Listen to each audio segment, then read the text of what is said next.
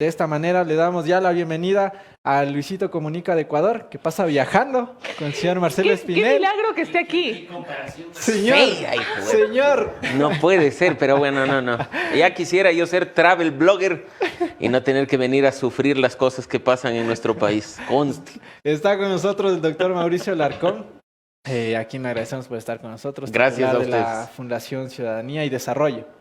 Usted sí se sabe el nombre, Yo no sí me la como sé. Anderson. Yo sí me la sé. Sí. Muchísimas gracias, Doc. Doc, hay muchísimo por conversar. Quiero empezar desde lo más reciente. Resulta que estamos en un ambiente prejuicio político en la Asamblea Nacional del Consejo de la Judicatura. Están cabildeando los votos, como siempre, detrás de un Clarísimo. proceso.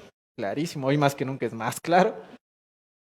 Y el presidente de la República ayer, oh sorpresa, señora fiscal, por favor, ya no sigue investigando a los 5 asambleístas de Pachacuti que denunció que le habían pedido dinero a cambio de votos en la ley de inversiones. ¿Cómo se entiende esto, doctor? Acuérdate, Jeff, el show del videíto que circuló por WhatsApp y por redes sociales de un presidente indignado, furioso, diciéndole a su círculo más íntimo. Y ahí está el resultado de no haber entregado, no haber cedido a las presiones, porque le habían pedido hasta plata Claro. a favor de los votos. Y que él los iba a denunciar porque esto no podía quedar así. Además, ojo. Y todos los voceros decían que tenían pruebas, ¿no? Ah, claro, no, pero apuntó a 5, pero se decía incluso que eran más. Ujú. Graciosamente, una de esas 5 terminó votando en la línea del gobierno. O sea, una cosa de locos. Mandó una cartita, que ahora le llaman noticia criminis, Ajá. a la fiscal para decirle, vea lo que está pasando y aquí con nombre y apellido, estos 5. Pero lo que tú no entiendes es que en este país que demanda unidad y bondad por parte de nuestros políticos, ese acto de caridad del día de ayer del presidente, dar pie atrás y reconciliarse, es algo vital para Ecuador. Pero ¿Y es la impunidad? justificable. Exacto. ¿Y la impunidad? Si yo fuera el secretario de Transparencia o de Política de Transparencia, el señor Verde Soto, ayer mismo hubiera puesto la renuncia, pues. Claro. ¿No se supone que están trabajando para prevenir la corrupción? ¿No se supone que están trabajando además para integrar todo un sistema anticorrupción, para promover integridad y transparencia? ¿Y lo que están haciendo es ser cómplices de impunidad? Ah, no, ahora resulta que le ha llegado por terceras personas el chisme. Cuando él dijo que a él personalmente. ¿Y sabes qué es lo más triste de todo esto? Que ayer que circuló esta noticia, no solo a partir del tuit de Anderson, sino incluso la imagen propia de la carta en varios grupos de WhatsApp, hay quienes justifican, y no jurídicamente, sino políticamente lo actuado por el presidente. Porque sí, el país necesita reconciliación. Y yo les pregunto a aquellos que, al más puro estilo de lo que criticaban, hoy justifican, ¿qué se hubiera hecho Rafael Correa? ¿Cuál hubiera sido su reacción? Todos Porque en este país hay que recuperar la coherencia. Sí. La coherencia que es el valor principal que han perdido nuestros políticos y muchos de nuestros líderes de opinión que hoy prefieren ser también cómplices de esa impunidad que lamentablemente desde la instancia más alta de poder se está dando. Vamos al tema ya político, que ya diste una introducción, y hablarle la plena a las personas que nos ven, porque por eso nos siguen acá en el Café La. ¿Qué hay detrás de esto? ¿Qué hay detrás de la supuesta unidad? Pensemos mal. Además, pensemos mal en el entorno de ignorancia de la gran parte de nuestros políticos. Se dice, y tú lo mencionabas en la introducción, Jeff, que esto podría ser parte de un acuerdo para bajar los votos de Pachacuti en el juicio político virtual que podría iniciar oficialmente este domingo. Se ha dicho que la intención de 2 organizaciones políticas, el Partido Social Cristiano y la Revolución Ciudadana, es tomarse el Consejo de la Judicatura. Y hay mucha gente que ha caído en ese discurso. Si salen los actuales miembros del Consejo de la Judicatura, entran sus suplentes por el periodo que falta. ¿Y quién nombró sus suplentes? ¿No fue la institución que tanto defendían este Consejo transitorio del señor Trujillo? Claro. ¿Por dónde se va a tomar el Partido Social Cristiano y la Revolución Ciudadana la Judicatura? Y por último, digamos que no entran los suplentes. Digamos que van a hacer un nuevo proceso para una nueva Judicatura. ¿No tiene el presidente de la República un delegado? Claro. ¿No tiene la Fiscalía un delegado? de las ternas que se van mandando. La Asamblea Nacional apenas tendría uno. ¿Cómo se manipula este discurso cuando hay muchos asuntos de fondo que deben ser discutidos con responsabilidad a propósito de la situación de la justicia? Y que, por ejemplo, se van dilatando, se van difuminando con declaraciones pomposas como el señor, por ejemplo, Luis Almeida. Pero mira, nadie niega, Def, y contigo lo hemos conversado en más de una ocasión, que la época anterior, con la judicatura anterior, fundió la justicia.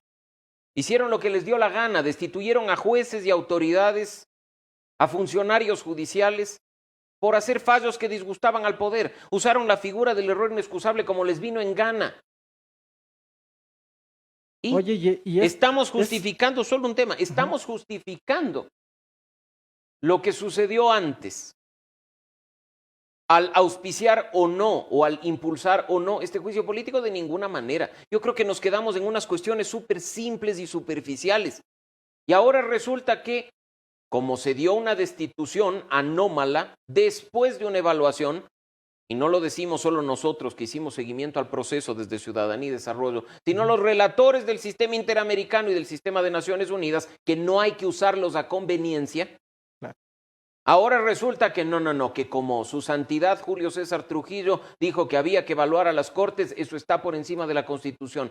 Mientras nosotros, los ciudadanos comunes, no aprendamos qué significa Estado de Derecho, y dejemos de ser cómplices de las decisiones que por encima de la Constitución y la ley pasan a depender de personas, no vamos a salir del hoyo en el que nos encontramos nunca.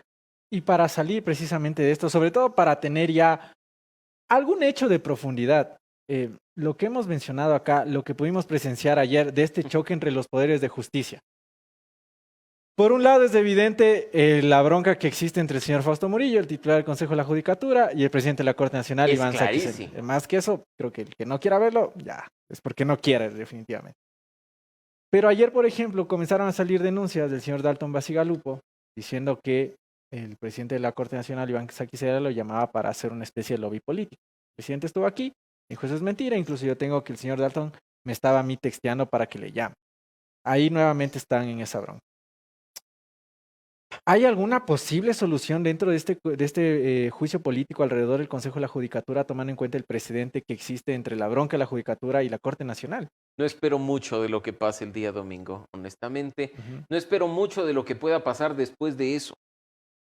Mientras nosotros no empecemos a trabajar para fortalecer la institucionalidad, dejar de defender personas para pasar a defender principios, seguiremos metidos en este hoyo. Cuando el juicio político gira en sí, una persona hizo esto, una persona hizo el otro, y no empezamos a analizar el fondo de las decisiones que ameritan ese incumplimiento de funciones, tenemos lo que estamos viendo. Una pugna no solo de instituciones, sino una pugna de egos y de vanidades. Eso es clarísimo. Que es quizá lo que más ostentan nuestros políticos y nuestras autoridades. Porque además, al más puro estilo de aquellas peleas que muchos de nosotros teníamos en el kindergarten, se hacen la ley del hielo y nos invitan al cumpleaños. Entonces, no, como yo hago este evento, acá no viene este señor. Y como yo hago este, tampoco. Y si tú haces el evento A, yo hago el evento B igualito y solo le cambio una coma. Y esa cuestión lo único que hace es minar su credibilidad y su confianza. Porque los ciudadanos no vamos a creer más o a confiar más en ustedes si siguen en estos juegos idiotas que lo único que hacen es afectar la democracia y el Estado de Derecho en Ecuador. Oye, ¿y le crees entonces al gobierno de todo lo que está haciendo? Por ejemplo, ¿qué está haciendo? De decir, ya nos siguen investigando, queremos unidad. De decir que Aparicio Caicedo, que uno de los consejeros, no tiene nada que ver en intromisiones de otros poderes del Estado. ¿Le creo tanto como cuando nos decían que Gustavo Yalgue era independiente? Creo que ahí te estoy respondiendo. Más claro que eso no. Creo que ahí te estoy respondiendo. O sea, es muy fácil, y ahora comprendo bien. Es muy fácil decir que una cosa es con violín y otra con guitarra, porque definitivamente tocan igualito el violín algunos. Vamos con Doménica Ibanco, que tiene más preguntas. Todo este caos, primero que nada, buen día, Mauricio. En sí, el caos que también hay en Carondelet, alrededor de todo lo que está pasando con los temas denuncias de corrupción. Hay varios elementos del gobierno cuestionados. ¿Cómo ves tú la situación alrededor del Palacio con todo lo que está ocurriendo? Hay varios elementos, Tome, que se tiene que considerar. Primero, que no todo es malo. Yo sí creo que hay buenos elementos en la función ejecutiva. Creo que hay ministros y autoridades que están haciendo un buen trabajo. ¿Crees todavía que quedan algunos? Sí, y no se trata, y te voy a decir, no se trata, por ejemplo, de dar criterios, sino, por ejemplo, en función del informe que sacamos hace muy pocos días en nuestro Observatorio de Gasto Público, ver los niveles de ejecución presupuestaria. Ver ministros que a pesar de las circunstancias adversas con el flujo de dinero del Ministerio de Economía, se dan forma de cumplir a cabalidad con las cuestiones que se les ha puesto por delante. ¿Cómo quién? Yo creo que el canciller está haciendo un buen trabajo. Okay. Independientemente de que uno pueda tener una relación de amistad o de simpatía con Juan Carlos Holguín, el trabajo en la Cancillería es muy bueno. Yo creo que el Ministerio de Producción, el ministro Julio José Prado, está haciendo un muy buen trabajo. Pero yo, por ejemplo, te pregunto, Dev, ¿qué está haciendo el Ministerio de Telecomunicaciones?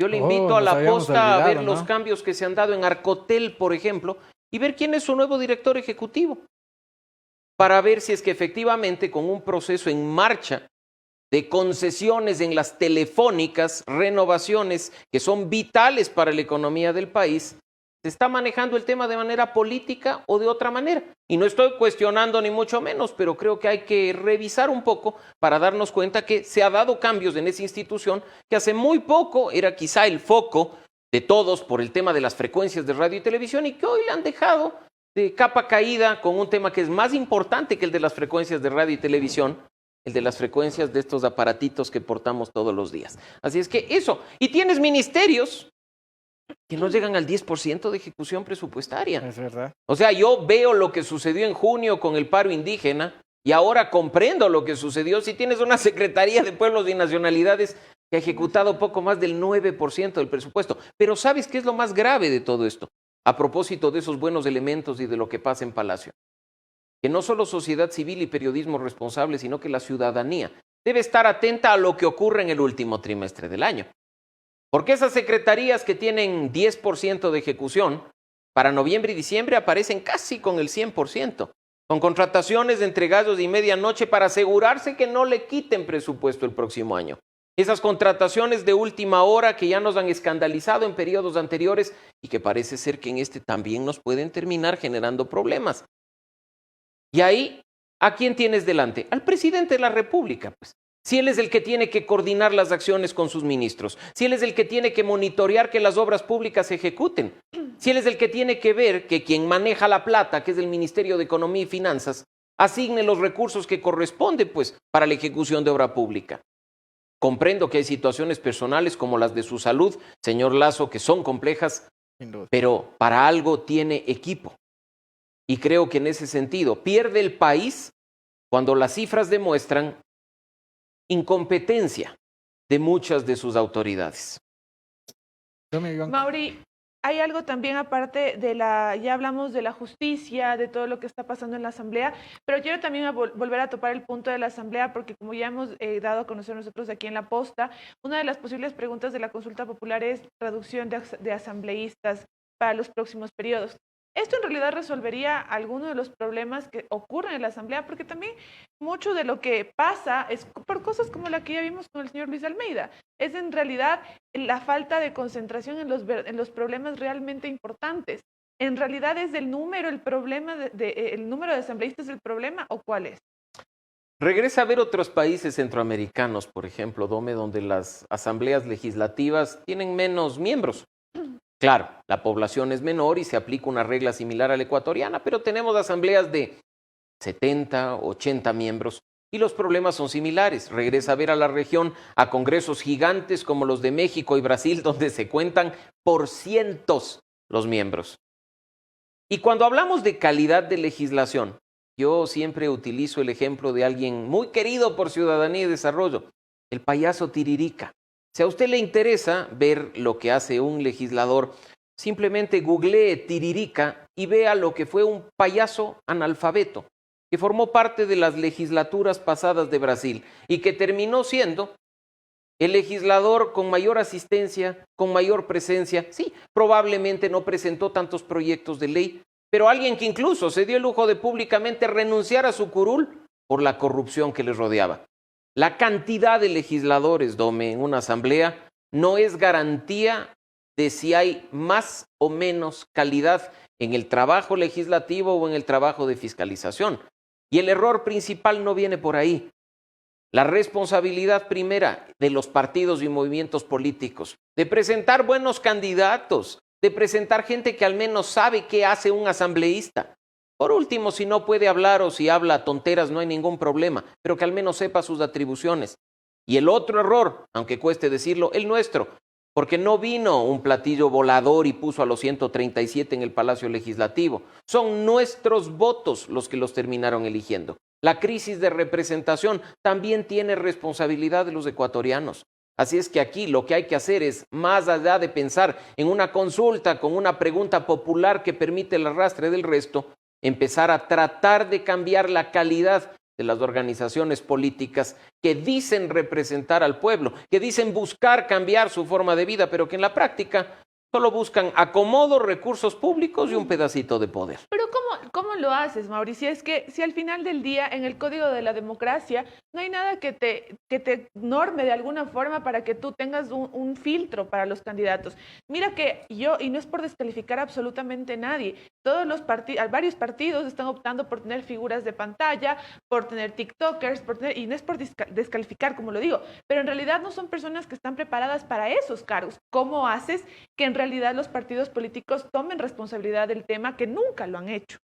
De manera inmediata probablemente no logres un resultado. Se ven situaciones excepcionales como las ocurridas con un candidato a la prefectura del Guayas o con un candidato a concejal de Durán, que por presión en redes sociales presentaron su renuncia o la organización política los hizo a un lado, a pesar de haberlos elegido a través de procesos democráticos internos. Pero la única forma de corregir eso es con nuestro castigo. Si nosotros no votamos por ellos, las organizaciones políticas se lo pensarán bien antes de ubicarlos en sus listas. Pero si nosotros los elegimos porque bailan bonito, porque cantan bien o porque tienen lindo color de ojos, simplemente las organizaciones políticas harán una y otra vez lo mismo porque se aseguran resultado y éxito. Así es que hay una responsabilidad enorme de nuestra parte. Hoy, por ejemplo, hay un proceso de elecciones a la vuelta de la esquina. Las elecciones seccionales del 5 de febrero del próximo año. Y por ahí han saltado algunos nombrecitos, en el caso de Quito y de Guayaquil, para las concejalías. ¿Vamos a votar por ellos? Si es que usted no se siente representado, además considerando que hoy el voto es en lista cerrada, anule su voto. Ese voto también sirve. Ese voto también es un mensaje a nuestra clase política respecto de un cambio que hoy más que nunca es necesario. Insisto, Dome, la responsabilidad es nuestra.